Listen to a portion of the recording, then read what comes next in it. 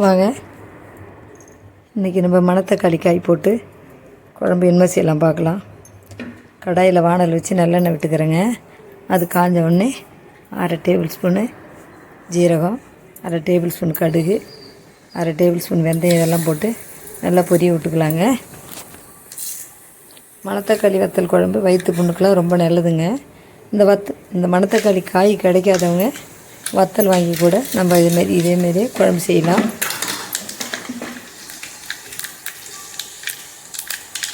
இதெல்லாம் பொரிச்சிங்க. 100 கிராம் சின்ன வெங்காயம் உரித்து வச்சுருக்கேன். 2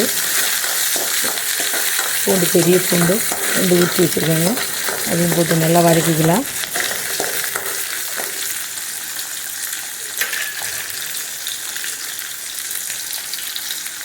இப்போ கேஸு டிமாண்டாக இருக்கிறதால இந்த மாதிரி குழம்பு செஞ்சு வச்சுக்கிட்டோம்னா 2 நாளைக்கு கூட வச்சுக்கலாங்க. கூடவே ஒரு தயிர் வச்சுக்கிட்டு அப்பளம் இல்லைன்னா அரிசி வத்தல் வறுத்து வச்சுட்டோம்னா நல்லா சாப்பிட்லாங்க.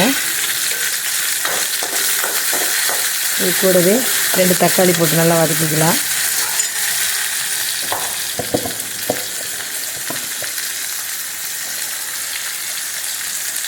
நான் செய்கிறதுலேயே இதேமாரியே மணத்தக்காளி வத்தல், சுண்டக்காய் வத்தல் இதெல்லாம் போட்டு வைக்கலாங்க.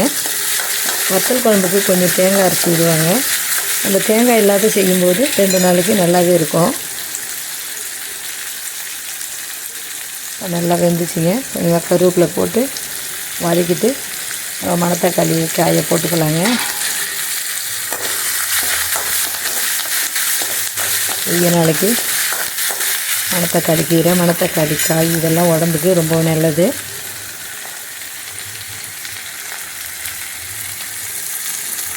இப்போ நம்ம மணத்தக்காளி காயை கொட்டிக்கலாங்க.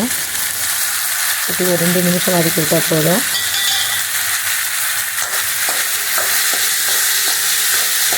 நல்லா வதங்கிடுங்க.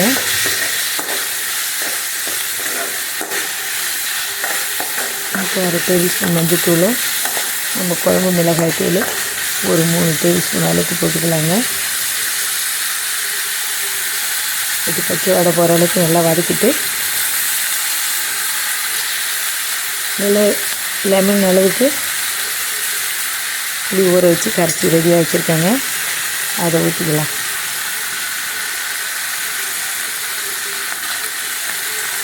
கொஞ்சமாக பெருங்காயத்து பொடி போட்டுக்கலாங்க. இந்த குழம்பு சீக்கிரமாக செஞ்சிடலாம். கேஸ் ரொம்ப நிறைய செலவாகாது. அதே மாதிரியே 2 நாளைக்கும் வச்சுக்கலாம். இப்போ நம்ம புளி ஊற்றிக்கலாங்க.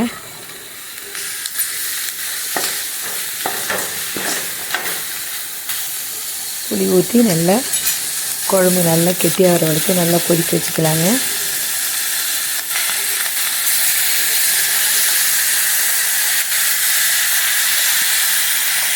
வத்தல் குழம்பு இதேமாரி தான். கடைசியாக தேங்காய் அரைச்சி ஊற்றணும். நம்ம 2 நாளைக்கு வச்சுக்கிறதால தேங்காய் அரைச்சி ஊற்றாமல் இருந்தால் குழம்பு நல்லாயிருக்கும்.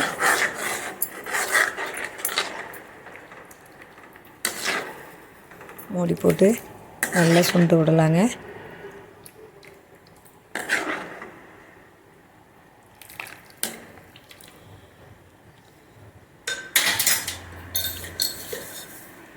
நல்லா கொதிக்கிட்டோம்.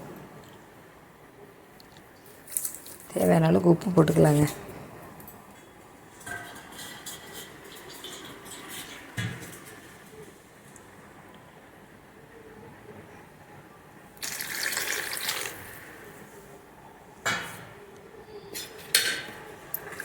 ரெண்டு நாளைக்கு வச்சுக்கலான்ட்டு கொஞ்சம் கூடயே வச்சுருக்கேங்க.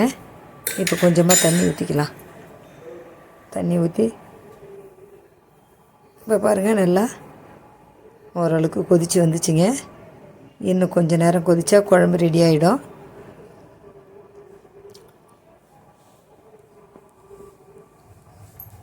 காரக்குழம்புலாம் நல்லெண்ணெய் ஊற்றி செஞ்சால் ரொம்ப நல்லாயிருக்கும். நம்ம சாதத்து கூட குழம்பு ஊற்றி கொஞ்சம் நல்லெண்ணெய் ஊற்றி சாப்பிட்டாலுமே ரொம்பவும் நல்லாயிருக்குங்க. குழம்பு நல்லா சுண்டி வந்துச்சு பாருங்கள். இந்த அளவுக்கு இருந்தால் போதும்.